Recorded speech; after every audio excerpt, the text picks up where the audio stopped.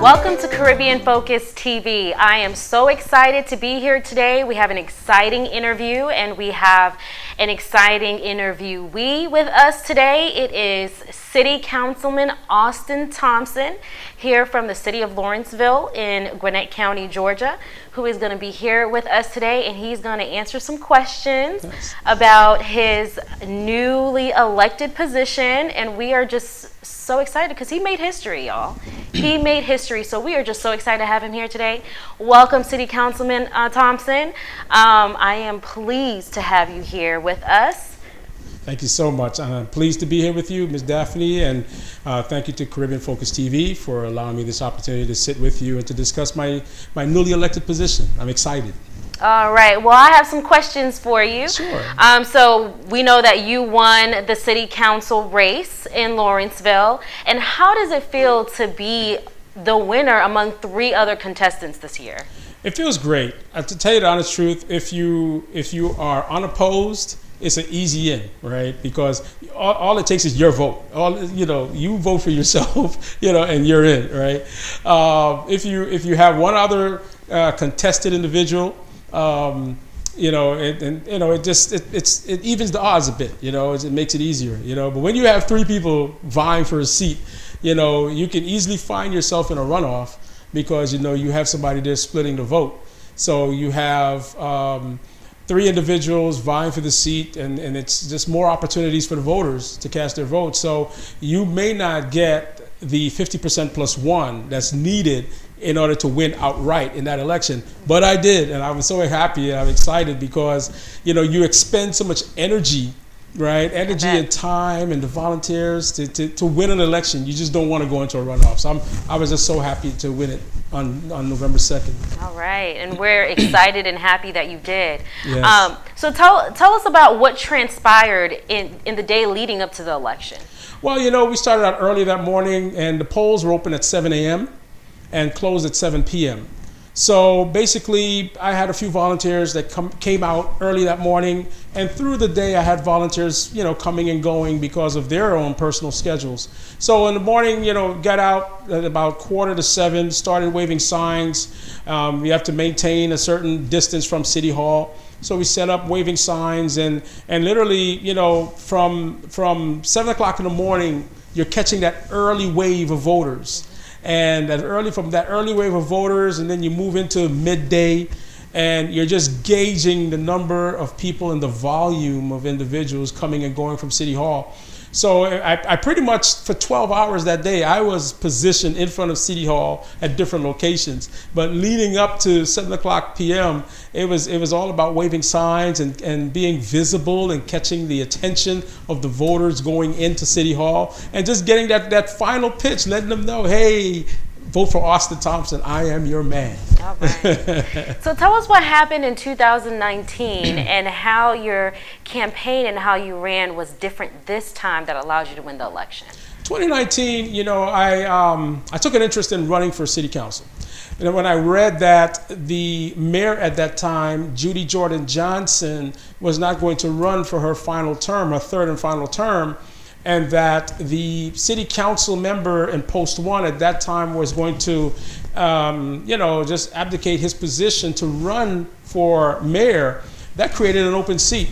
And there was already interest from another gentleman running for the seat. I came in a little bit late and developed an interest a little bit late, and I decided to go ahead and declare my interest to run. And once I declared my interest to run, I started to gather myself, preparing for volunteers, preparing for fundraising, how I was going to go about fundraising. I created my vision plan a little bit later in the year, so I was working up towards that. What I didn't do in 2019, number 1, I didn't start early, right? And I was trying to, just to ascertain who to connect with, who to reach out to, who to schedule meetings with, and I was doing that as I was going along, and it ended up in not winning the election. Again, it was 3 people vying for an open seat. I came in second with almost 40% of the votes, and I just felt that I could have done a lot better in reaching out. What I did differently in 2021 this year, I got out the gates earlier. And I already, from my lessons learned plan from 2019, decided to reach out to city leaders a little bit earlier, right? Letting them know that I was running again. I got out, my visibility was I started on my visibility a little bit earlier in usually in the streets of Lawrenceville, and I started putting up signs and getting out and waving my signs and letting folks know that I was running for city council. So the visibility that was not earlier in the plan in 2019 was early in the plan in 2021. And reaching out to residents by knocking doors and visiting residents to let them know that I was running and to let them know my campaign platform. And hey, I was back in the game to run for city council.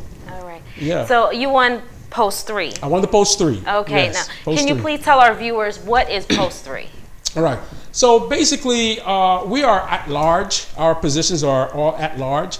We don't have a specific district within the city of Lawrenceville, but we are assigned posts. So this way we can declare a post in running for the city election, right? So we may have candidates declare post 1, 2, 3, or 4, right?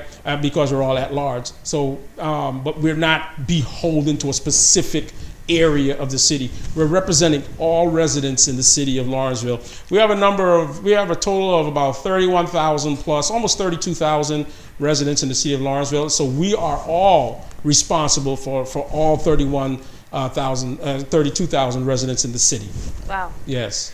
Well, you made history. Yes, ma'am. And can you tell us how you made history? I know you made history, but tell us how you made history. Well, on December 15th, we will be celebrating the 200th anniversary of Lawrenceville becoming a chartered city in Gwinnett County and in the state of Georgia.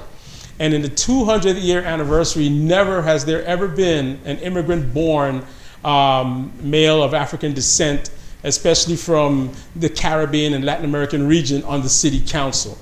And when I was elected, I made history by becoming that immigrant-born African male, a male of African descent, from the Caribbean, Latin American region, to hold a city council seat. So I'm very ecstatic about that. But I never ran my campaign as becoming the first immigrant born. I ran it as an individual who wanted to represent all 31,000 plus residents in the city of Lawrenceville. It wasn't until after I won that I just acknowledged that. But right. Not that I didn't want to, but I didn't want anyone to think that I was running only to become the first immigrant born. No, I'm running to take care of our residents, our constituents in the city, to help them solve their problems and help them to fix problems. And that's the main concern. That was the main driver for me running for the city council seat. Well, the Caribbean community is very proud nonetheless. Thank you so much. Thank you so much. So from your platform, because Yes, you just ma'am. discussed about, you just told us a little bit about what you ran on. Tell us about what will be the 1 to 2 key structures when you take office, because you're going to take office officially in January 1st. January 1st, yes. 2022. Yes. So tell us about what your 1 to 2 key actions when you take office on that January 1st date. Well, the first thing that I really want to start working on is how can we look at creating more living wage jobs in the city. All right, we have we have again 31,000 plus residents in the city, but we have residents who are legacy residents, meaning they have been living there for generations, from their parents, their grandparents, and so on and so forth. All right, when we look at many of them who are making below a living wage. All right, and then when you look at the cost of living in Lawrenceville, that's continuing to increase, and the median household income at around $51,000, many of our residents in the city can't really afford the homes or apartments in the city. The average home right now is almost $300,000, right? When you look at renting an apartment, a 1-bedroom alone is like $1,200 to $1,500, right? And if you're making below a living wage, meaning if you're making below $12, $13 an hour, you literally have to live with someone else, have roommates or live at home in order to afford to have a residence in the city. right? So what I want to do is to work with the other city council members, with the mayor, so that we can identify which company could actually have a division or divisions relocate in Lawrenceville that can actually offer jobs that are $15, $18, $25 an hour, right? Technology jobs, right? Jobs that where you'll find that type of salary range, okay? So if we can work on that, I think that'll be one way in which we can help drive our economy, because now we'll have residents with a stronger opportunity for disposable income to go out and shop. Especially coming out of COVID, a lot of small businesses, local businesses are struggling to make that revenue. The other thing is working on a shuttle service for the city of Lawrenceville. Not many of our residents, especially our elderly, those who are physically challenged, and those who are, not in an economic position to afford transportation, would love to have a shuttle service that actually takes residents around the city.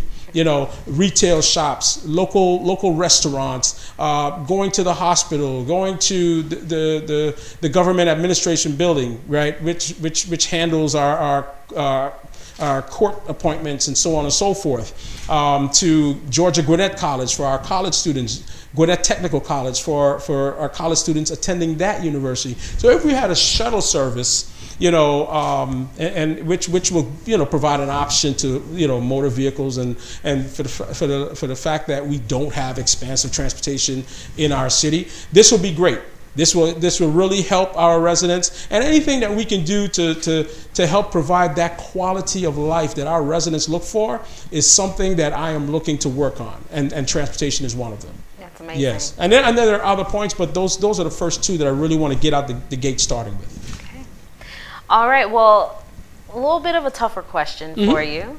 There have been a lot of racial tensions, right, not only in Gwinnett County, but yes, in many of the various counties in Atlanta, Metro Atlanta. Exactly. But tell me about some of your thoughts with respect to the racial tensions that have affected and impacted Gwinnett County.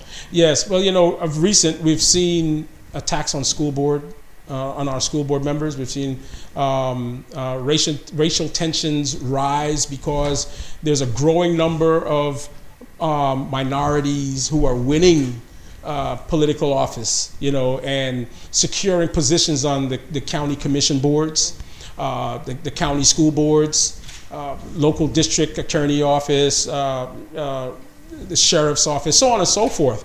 And we see a tremendous number of minorities who are running, and especially those who are from the Caribbean and Latin America. So for generations, we did not have diversity in these positions, right? There were predominantly white males who were in these positions, and they were used to winning, and they were used to running unopposed for positions. But now we see many of our positions having opposition, and that opposition coming from the minority community. Because Gwinnett County, Lawrenceville, we are a minority majority, county, or minority majority city. We have residents from Pakistan, from the Asian Pacific region, from the Caribbean region, Latin American region, African region, so on and so forth. So you're going to have a growing number of non-whites running for positions. So this is causing a little bit of uneasiness with those who have been used to traditionally seeing certain types of individuals winning races. So with that, we see a lot of pushback against the rising number of minorities winning office. But as we see more people moving into Gwinnett County, Gwinnett offers a tremendous opportunity for quality of living and quality of life that everyone seeks, right? And no one individual, right, should be privileged to that quality of life, because everybody wants to live a good quality life for their families and so on and so forth.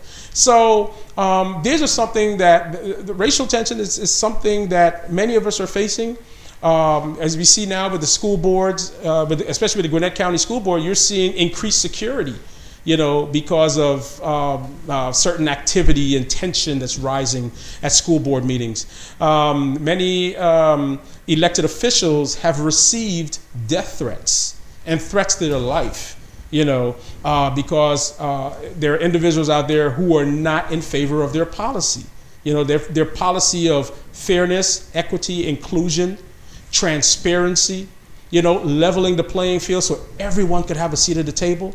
And there are people who are opposed to that. So because of that, we have those who are very uneasy with seeing a rise in diversity and a rise of inclusion. So, these are causing, increased tensions, and it's unfortunate. It's unfortunate. But, this is some of the things that we have to deal with. And we who are public servants, we are elected to serve the people, not to serve our self-interests and not to serve the establishment, right? We are there to serve the people and to give the people the best chance, right, to have all of their problems taken care of in the form of creating policy that's equal to everyone. With that in mind, where do you see Lawrenceville in the next 5 to 10 years? I see Lawrenceville is a growing, thriving city. But my vision for Lawrenceville, I'm looking at what's happening with Lawrenceville now. We have 2 major colleges in the city. I see Lawrenceville, and this is all part of our master plan, as a city. Lawrenceville is becoming that college town, right? So we're having younger residents, more energetic, more enthusiastic about things, and they want to see change. They want to see more young people, involved in the decision making, involved in growing businesses, and so on and so forth. I see Lawrenceville as a tourist destination, right? We just spent, I believe, somewhere around $30 million to expand our theater downtown, our Aurora Theater. We have a Lawrenceville Arts Center now that's partnering with the School of the Arts at Central Gwinnett High School. We have a new Hilton Tapestry Hotel. It's a boutique hotel that's under construction in downtown Lawrenceville. So travelers and vacationers who are coming into Atlanta now have another option, right? So it's not just about Atlanta, Buckhead, North Atlanta. Come to Lawrenceville. Right. Come to Lawrenceville. Come to Lawrenceville.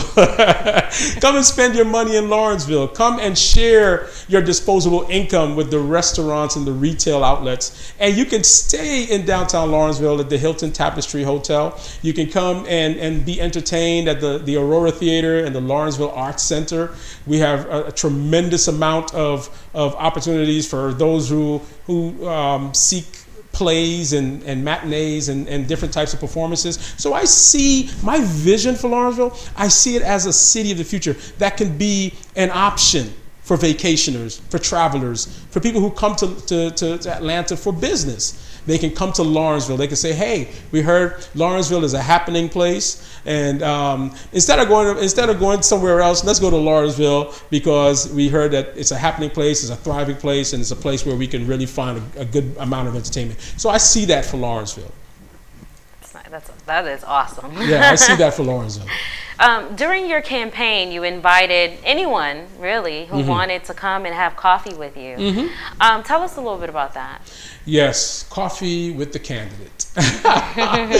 It transpired over the first and third Saturday of every month for about 5 months, where I opened an opportunity for any resident in the city to come and sit with me and have a cup of coffee on me, and let's talk Lawrenceville, right? Because as a candidate, you always talk about your platform, your vision, where you see, Lawrenceville, you're always sharing your story, right? But what I was interested in as a candidate was listening to the residents, listening to my constituents. Where do you see Lawrenceville? Right? Where do you see Lawrenceville? What are your plans? What would you like to see in the city? How can we grow this city from where we are now? So now that I've won the election, there's no more coffee with the candidate because I'm no longer a candidate. All right? I'm now the councilman-elect, and I'll be sworn in on December 15th. January 1st, I take office. So now residents will have an opportunity to sit and have coffee with Councilman Thompson, at the Euro Gourmet Cafe. Every first and third Saturday of each month, 2 hours from 9 to 11, and this gives the residents an opportunity. This is another form of engagement, right? My goal is to engage the constituents. I want to engage my residents. I want them to know who their council representatives are. Because one of the things when I was campaigning, residents didn't know who their council members are. They didn't know how many council members made up and comprised the city council. They said council members never visited them, never spoke to them. So they were just totally unaware of what was transpiring in the city council. But now that I'm elected, I want folks to know who I am. And I want them to know that I'm open and I'm welcome to conversation. I'm welcome to building that relationship with them. And I'm welcome to meeting and engaging my constituents. So I want them to come and sit with me. Coffee is on me. It'll just take the effort for you to get to the Euro Gourmet Cafe and come and sit with me and chat about Lawrenceville. So after January 1st, 2022, every first and third Saturday, of the month, right? Every month, right? Beginning in February. Okay, beginning February 1st. Yes, every first and third Saturday. Yes. And that is from 9 to 11 a.m. Yes. At the Euro Gourmet Cafe. Don't forget that. Yes, exactly. All right. So you were branded as the Peoples Chancellor. Yeah. Mm-hmm. All right, the Peoples Chancellor. Right. Tell us about that. What does that mean? Why did they brand you the Peoples Chancellor? Well, you know, as a council member, the People's Counselor, what I envision is branding myself as someone who is a man of the people, right? And being someone who people have access to, right? I mean, there's so many elected officials out there who don't grant access to themselves. And they're represented by the people. They're put into office by the people, by you, the voter. But there are many times when they don't grant access to themselves, right? Now, I want to be a councilman who is accessible to the people, listening to the people, sitting down and not saying a word, but having the people tell me or convey to me how they wish to see the city grow. It's not just about me telling you how, I want to see the city grow, but I'm working on behalf of the people, right? It's the taxpayers, the voters that put me into office. So the People's Counselor, yes, I am. That I am. And that is how that's how I am branding myself, as the People's Counselor, a man who is accessible by the people, the voters, the taxpayers, the tax-paying residents of the city of Lawrenceville. All right. Yeah. You are, and that you are. Oh, and yeah. Again, I'm so happy that you got elected. Thank you so much. And that you are going to just, be the person to actually speak for the people. Yes. Everybody. Yes. That is a resident of Lawrenceville. Yes. So how can residents in Lawrenceville get in contact with you? We already know starting February 1st, 2022, every first and third Saturday. Right. How else can they get in contact? Well, I take office January 1st, right? And I'm allowing myself that first month to gather as much information as the newly elected councilman, so this way I can have really good productive conversations beginning in February. To reach me, my number, and my information is public, and my number is 404-587-3949, and my email address will be austin.thompson@lawrencevillega.org. I welcome you and I invite you to call me and to send me text messages, let me know what your concerns are, call me, to email me, to let me know what your concerns are, and how I can be of assistance to you. And in addition to Coffee with the Candidate, where you can Coffee with Councilman Thompson, where you can come and sit with me. You have my phone number, you have my email address. My Facebook is Austin for Lawrenceville. All the information will be on the video. And I invite you, I encourage you to engage me. The only way I would know, the only way any council member would know, what's on the mind of the constituent, what's on the mind of the resident, is if we get information from you. So you have to engage us. This way we'll be able to engage you and be able to solve many of your problems.